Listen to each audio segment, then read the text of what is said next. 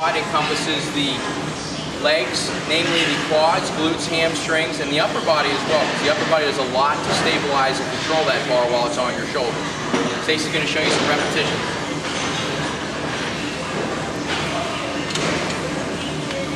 Your feet are flat, slightly wider than shoulder width, toes pointed outward slightly, abdominals drawn in. She's going to inhale as she goes down, 3 seconds on the way down. She's going to come up about 1.5 seconds. This is one of the best total body lifts anybody can learn in a short amount of time with the help of a personal trainer or a fitness instructor. Now the squat is just one way one can train the lower body and total body. Also derivatives or different types of lifts that are related to the squat are the barbell deadlift or dumbbell deadlift as well as a dumbbell lunge. So one can extrapolate from the barbell squat and also perform lunges and deadlifts on opposite or alternate days as well to make this workout be a little more diversified. The next lift we're going to show you involves the upper body. It's a pressing motion. It involves the muscles of the pectoralis, anterior medial deltoid, and the triceps muscles. It's called a bench press or chest press. Stacey's going to perform it with dumbbells. You can also perform it with barbells as well as using selectorized machines. We're going to start with them in line. She's going to come down, separate them, then push them back together. This is a multi-jointed lift involving the wrist, elbow, and shoulder. Repetitions in these routines should range between 8 to 12, anywhere from 1 to 3 sets with about a 45 to 60 second recovery in between sets. The third lift of this routine. Now we're going to go from a push pressing motion to a pulling motion. Stacey's going to lean against the bench like so, looking straight ahead. She's going to pull the weight up now against resistance. In the same plane as she was pressing, now she's doing the opposite. She's going to be pulling upward now. This she'll target the biceps, the rear shoulder, the rear deltoid, and the mid-back muscles. Again, everything she's doing is in neutral spinal position. The back is nice and straight, almost parallel to the floor, to the bench that she's kneeling against.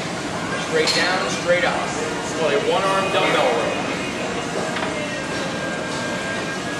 Make sure you train both arms, both sides evenly.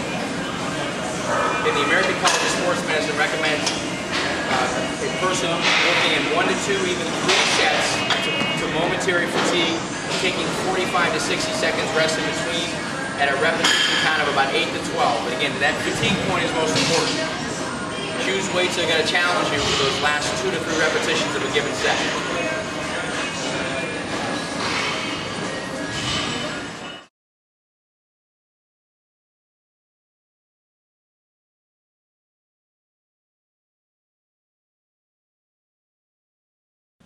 Well, really good snacks to have both before and after a workout. I usually recommend that people have carbohydrate-based snacks before a workout so that way they have energy before the workout to help sustain them. So some good snacks for that would be things like fruit, granola bars, a piece of toast. Some people might even choose to have a little bit of juice right before a workout, especially early in the morning because that doesn't take long to digest. But something just really simple and small that will help to sustain them depending on the length of their workout. During a workout, it's really good to get in water throughout is the primary beverage of choice. But then for anyone who's working out greater than 60 minutes, especially at a moderate to high intense workout or activity, it is good to include some things like a sports beverage because that will have a little bit of sugar or carbohydrate for energy, and then it will also help to replenish their electrolytes. After workout, it's really good to have things that include a little bit of carbohydrate and protein, so the carbohydrate can replenish their energy stores, and then the protein can help to rebuild and repair the muscle tissue. So a couple of examples could be something as simple as chocolate milk that has a good source of carbohydrate as well as protein, maybe a little bit of fat, and it will have some good nutrients like vitamin D and calcium. But then in addition, people could have things like apples and peanut butter or hummus with crackers or pita bread or vegetables, or goodness, even like cheese and crackers. It can be really, really simple, but each of those things, I usually encourage people to couple like two different types of snacks together. The portions are left up to them, but at least if they couple 2 different snacks together, like the apples and peanut butter, That has, like the apple has a good source of carbohydrate, the peanut butter has a good source of protein and some fat.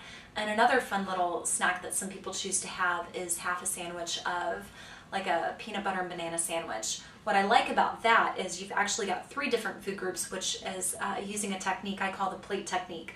So you have the bread for a grain, the peanut butter, which is a protein, and then the banana, which is a piece of fruit. So you get a variety of nutrients, it's filling, you don't have to eat the whole thing, but it can help to replenish energy stores. If people do have more questions or want more information, we have a lot of information on our website, which is www.swc.osu.edu. The SWC stands for Student Wellness Center. So people would be welcome to go on there. We have a lot of information, handouts, links, and resources they could turn to for more information, or they could always come into Student Wellness Center and see me for nutrition counseling. It's a free service, so that's a great thing to take advantage of, and we can try and personalize the information according